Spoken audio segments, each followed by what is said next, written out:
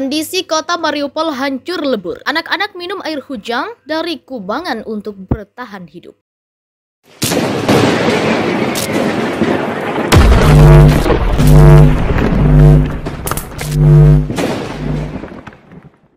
Mendengar cerita anak-anak minum air hujan dari kubangan untuk bertahan dalam perang Ukraina membuat Natalia Roberts mengajak sahabat masa kecilnya segera mengungsi dari negara itu. Yulia dan 3 anaknya harus lari dari tempat persembunyian di bawah tanah di kota Mariupol yang telah dikepung pasukan Rusia. Selain tidak ada air dan makanan, tidak ada toilet dan juga listrik di tempat persembunyiannya. Natalia tengah mengusahakan agar sahabat masa kecilnya itu mengungsi dari Ukraina dan tinggal bersamanya di Wallace. Kami hanya ada 1 mangkok kecil sup untuk 3 anak setiap hari, cerita Yulia kepada Natalia melalui video. Dan 1 gelas air untuk 3 anak untuk bersih-bersih badan. Setelah rumahnya hancur akibat bom Rusia, Yulia dan anak-anaknya yang berusia 11, 6, dan 3 tahun harus mencari tempat perlindungan di ruang bawah tanah komunitas. Ruang bawah tanah itu memberikan tempat perlindungan namun sama sekali tak ada persediaan makanan untuk anak-anaknya bertahan. Anak-anaknya terus minta makan, itulah sebabnya dia memberikan sedikit makanan untuk anak-anaknya sebelum tidur, sehingga mereka merasa sedikit kenyang, kata Natalia mengutip sahabatnya itu. Ketika hujan turun, mereka minum dari air becek dan mereka mencari panci untuk menampung air dari genangan itu, tambah Natalia. Yulia beberapa kali harus meninggalkan anak-anaknya di bunker untuk mencari air bersih. Ada sumber yang terletak sekitar 3 km, saya harus berlari di tengah bunyi tembakan dan bom, kenang Yulia dalam diary video untuk program BBC World Investigates. Salah seorang putrinya sempat sakit dan dia sama sekali tidak punya persediaan obat. Saya ada sedikit uang, namun saya tak bisa beli apapun, karena memang tak ada apapun, semuanya hancur. Barang-barang dijarah dan hancur, katanya. Yulia dan Natalia berteman lama sejak sekolah. Natalia pindah ke Wallace 5 tahun lalu bersama suaminya. Mereka tetap saling kontak sampai perang pecah di Ukraina Februari lalu. Natalia mengatakan terkadang ia tak bisa mengontak Yulia berhari-hari atau bahkan berminggu-minggu karena jaringan terganggu. Yulia menceritakan apa yang ia alami melalui diary video yang dia kirim dari bunker bawah tanah. Natalia yang bekerja sebagai akuntan berhasil menarik orang tuanya keluar dari Ukraina Timur sebelum situasi memburuk. Namun sejauh ini ia masih berupaya sekuat mungkin untuk mengajak sahabat dan keluarganya untuk masuk Inggris melalui program pengungsian dan tinggal bersamanya di Caernarfon-Walls. Yulia dan anak-anaknya termasuk di antara 11 juta warga Ukraina yang terpaksa mengungsi. Mereka berhasil menyelamatkan diri dari Mariupol beberapa minggu setelah PBB memulai program pengungsian dengan mengupayakan koridor khusus. Kota pelabuhan Mariupol yang dikepung sejak awal Maret ini berada di bawah kendali pasukan Rusia. Walaupun beberapa ratus tentara Ukraina masih berada di pabrik baja Azovstal di bagian selatan kota itu, pasukan Rusia memblokade kompleks industri dan terus menggempur kota dari udara. Namun sejauh ini belum ada operasi untuk mengusir pasukan Ukraina yang masih berada di pabrik baja tersebut. Rusia dituduh melakukan kejahatan perang karena gempuran terus-menerus di kota itu. Wali kota setempat menyebutkan paling tidak 20.000 warga sipil tewas. Saat ini diperkirakan lebih dari 100.000 orang terperangkap di kota itu. Yulia dan anak-anaknya naik kereta dan kemudian bus menuju Polandia. Dan tak tahu apakah bisa bertemu dengan suaminya lagi atau apakah dapat bertemu dengan Natalia dan keluarganya di Wallace. Dia menyaksikan banyak jenazah di Mariupol.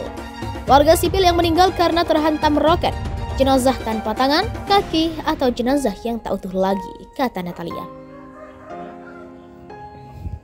Saya ingin Yulia bersama saya di Wallace. Suatu saat nanti saya ingin mereka berada di sini, tambahnya. Sekitar 27.000 pengungsi Ukraina dari 86.000 yang visanya disetujui telah berada di Inggris Raya, termasuk Wallace. Mereka yang telah tiba mengatakan mereka ingin menyelamatkan diri dari cerita tragis akibat perang di negara mereka. Di Wallace, sekitar 10.000 rumah tangga menawarkan tempat untuk para pengungsi Ukraina. Kementerian Dalam Negeri Inggris mengatakan mereka bekerja secepat mungkin untuk mempercepat proses pemberian visa dengan memperbanyak pegawai. Sebuah video rekaman berdurasi 22 menit yang direkam oleh pesawat tak berawak pengintai di atas kota Popasma di Ukraina telah mengilustrasikan kehancuran menakjubkan yang ditimbulkan pada permukiman di seluruh wilayah timur Luhansk dan Donetsk. Ini juga merupakan wawasan lain tentang pentingnya drone dalam peperangan modern serta pendekatan Rusia untuk memerangi dan perlawanan terakhir dari unit Ukraina. Video drone menunjukkan bahwa setiap properti di tengah kota hancur atau rusak.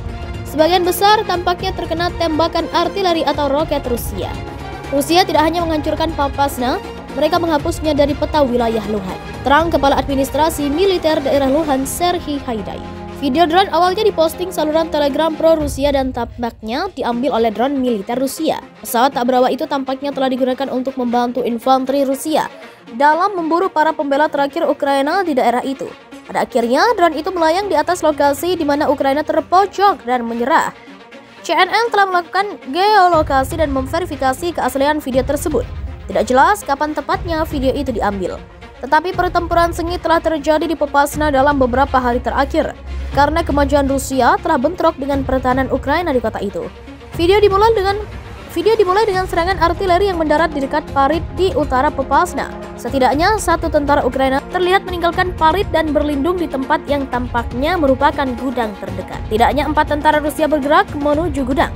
Sejumlah ledakan terlihat, termasuk 2 dari granat yang dilemparkan oleh seorang tentara Ukraina di dalam gudang. Video drone menunjukkan seorang tentara Rusia melemparkan setidaknya 4 granat ke atau dekat gudang tempat pasukan Ukraina berlindung. Tidak jelas apakah ada tentara Ukraina atau tewas atau terluka akibat ledakan tersebut. Yulia beberapa kali harus meninggalkan anak-anaknya di bunker untuk mencari air bersih. Ada sumber yang terletak sekitar 3 km, saya harus berlari di tengah bunyi tembakan dan bom. Kenang Yulia dalam diary video untuk program BBC World Investigates. Salah seorang putrinya sempat sakit dan dia sama sekali tidak punya persediaan obat. Saya ada sedikit uang, namun saya tak bisa beli apapun. Karena memang tak ada apapun, semuanya hancur. Barang-barang dijarah dan hancur, katanya. Yulia dan Natalia berteman lama sejak sekolah. Natalia pindah ke Wales 5 tahun lalu bersama suaminya. Mereka tetap saling kontak sampai perang pecah di Ukraina Februari lalu. Natalia mengatakan terkadang ia tak bisa mengontak Yulia berhari-hari atau bahkan berminggu-minggu karena jaringan terganggu. Yulia menceritakan apa yang ia alami melalui diary video yang dia kirim dari bunker bawah tanah. Natalia yang bekerja sebagai akuntan berhasil menarik orang tuanya keluar dari Ukraina Timur sebelum situasi memburuk. Namun sejauh ini ia masih berupaya sekuat mungkin untuk mengajak sahabat dan keluarganya untuk masuk Inggris melalui program pengungsian dan tinggal bersamanya di Caernarfon. Yulia dan anak-anaknya termasuk di antara 11 juta warga Ukraina yang terpaksa mengungsi. Mereka berhasil menyelamatkan diri dari Mariupol beberapa minggu setelah PBB memulai program pengungsian dengan mengupayakan koridor khusus. Kota pelabuhan Mariupol yang dikepung sejak awal Maret ini berada di bawah kendali pasukan Rusia.